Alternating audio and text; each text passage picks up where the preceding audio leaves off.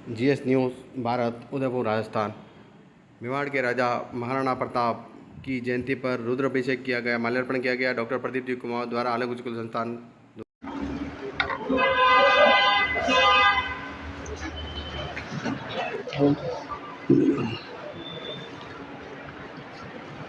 महाराणा प्रताप की तारीख के हिसाब से जो है आज जयंती है और हम आज महाराणा प्रताप के दुग्धाभिषेक करके हम इस कार्यक्रम को यहाँ संपन्न कर रहे हैं।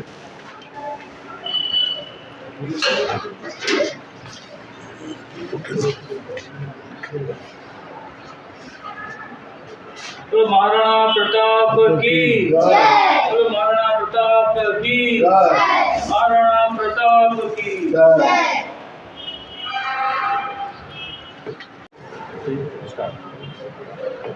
वीर शिरोमणि महाराणा प्रताप के तारीख के हिसाब से, दिनांक के हिसाब से आज पूरा देश महाराणा प्रताप जयंती मना रहा है। आलोक संस्थान ने भी इस बात को अलग ढंग से एक पहल की है। यद्यपि मेवाड़ में महाराणा प्रताप जयंती ज्येष्ठ तृतीया को मनाई जाती है, लेकिन हमने ये प्रयास किया कि पूरे देश में जो गर्मी की छुट्टियां हैं उस दौरान महाराणा प्रताप जयंती की तिथि के हिसाब से पड़ती है। उस समय कोई भी विद्यालय कहीं भी नहीं चलता है। ऐसे में बच्चों में, युवा पीढ़ी के बीच में महाराणा प्रताप की गाथा पहुँचे, इसके लिए 9 मई को हमने भारत के प्रधानमंत्री से मांग की है कि 9 मई को महाराणा प्रताप के दिनांक के अवसर पर जो जयंती मनाई जाए उसको राष्ट्र स्वाभिमान दिवस घोषित किया जाए। और इस आशय का पत्र मैंने देश के यशस्वी प्रधानमंत्री श्री नरेंद्र मोदी जी को लिखा है।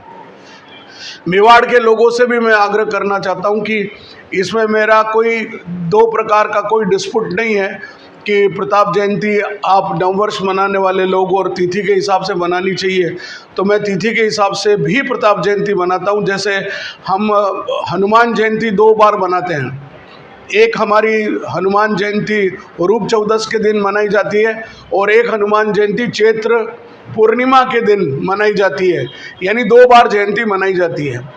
मेरे पिताश्री का जन्मदिन हम 2 अक्टूबर को भी मनाते हैं और हम शरद पूर्णिमा के एक दिन पहले 14 को भी मनाते हैं। तो जब हम इंसानों का हम 2 दिन मना सकते हैं, भगवान का मना सकते हैं, तो महाराणा प्रताप भी हमारे राष्ट्र नायक है, इनका भी अगर जन्मदिन 2 दिन मने तो कोई इसमें आपत्ति नहीं होनी चाहिए। 2 बार किसी को स्मरण किया जाए, इससे बड़ी बात क्या हो सकती है। महाराणा प्रताप राष्ट्र स्वाभिमान के एक प्रतीक हैं। उन्होंने अपने जीवन में जंगल जंगल भटके, लेकिन अपने स्वाभिमान को नीचे नहीं आने दिया। उनके पास महल नहीं रहे, उनके पास अपनी राजधानी नहीं रही, लेकिन उसके बावजूद भी उनका जो वीर शिरोमणि का जो ताज है वो उनके स्वाभिमान के कारण बना रहा कि जहाँ राणा वही राजधानी। जंगलों में बैठकर उन्होंने बाटियाँ खाई और भोजन किया और कई बार बाटियाँ चलती हुई छोड़ के भागनी पड़ा मुगलों से लोहा लेने के लिए। तो अपनी सुरक्षा भी महत्वपूर्ण है, केवल जोश में होश नहीं खोना, ये भी महाराणा प्रताप की सीख है।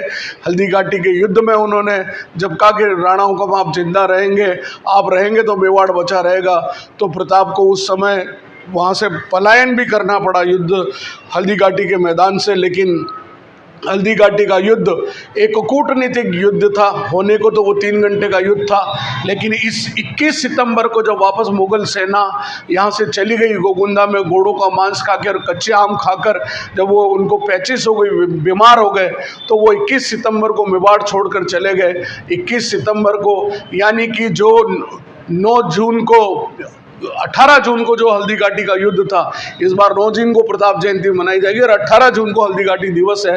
तो 18 जून को जो युद्ध प्रारंभ हुआ था वो 2 सितंबर को जाकर समाप्त हुआ और मुगल सेना यहाँ से चली गई। ऐसे बहुत सारे डायमेंशंस हैं, ऐसे बहुत से पहलू हैं जिनको फिर उजागर करने की ज़रूरत है। महाराणा प्रताप केवल योद्धा ही नहीं थे, वो बहुत बड़े सशक्त हस्ताक्षर थे। कृषि पर, चित्रकला पर और राज तिलक परंपरा पर उन्होंने बहुत कुछ काम किया।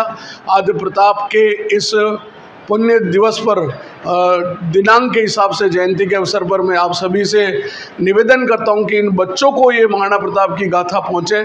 आलोक इस दिशा में प्रयत्नशील है, हमने फिल्म बनाई है, हमने 3 किताबें लिखी है और अगले वर्ष हम पूरे देश में महाराणा प्रताप के इंटरेक्ट के माध्यम से हम एक बहुत बड़ी प्रश्न परीक्षा महाराणा प्रताप से जीवन के संबंधित करने जा रहे हैं। आप सभी को पुनश्च प्रताप जयंती की 2 बार शुभकामनाएं, एक बार 9 मई को, अगली बार फिर 9 जून को। बहुत बहुत धन्यवाद। महाराणा प्रताप की जय।